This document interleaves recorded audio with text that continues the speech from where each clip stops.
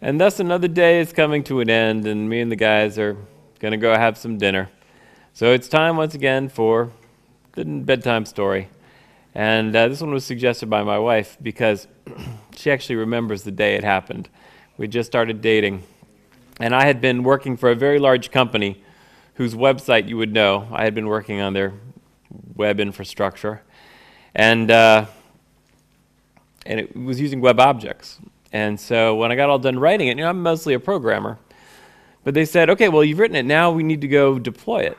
So they took me up to their machine room in New Jersey, and there were all these computers in this huge building, and I went in, and it took me days and days to get it all right. It was talking to this huge database, and there was all these security procedures we had to go through, and finally, it was all working great. I was the hero. I went home, and the people at Apple said, you really seem to know this web objects deployment stuff. You should write a class on that. So I wrote a class on it, and I became sort of an expert on deploying web objects applications. And I actually went to a couple of companies and just did nothing but deploy the applications for them. And I got to speak at WWDC.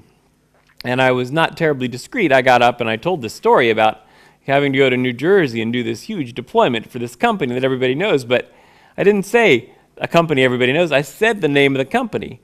And I explained how hard it had been to work with these people who had all sorts of security flaws and personality flaws. And I was rambling on. I'm a public speaker. I can ramble with the best of them. And then all of a sudden, I just started stammering. And this was a filled hall at WWDC.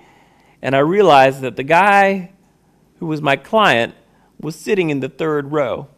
And that all these things that I'd been saying about the client, he had been there hearing it. So I had to stop and review what I had actually said, and honestly, it hadn't been that bad. But I got so thrown, I had to introduce him. He stood up, and he waved to the crowd, and everybody applauded. And that was the story. So when you're in a situation like this, where you're speaking to lots and lots of people, it's a good idea to change the names to protect the innocent. And that's the moral of the story. I hope you all have a good night. We will be back here tomorrow morning. Tomorrow's the last day. We are going to put this thing to bed if it kills me. So I better get a good night's sleep. Take care.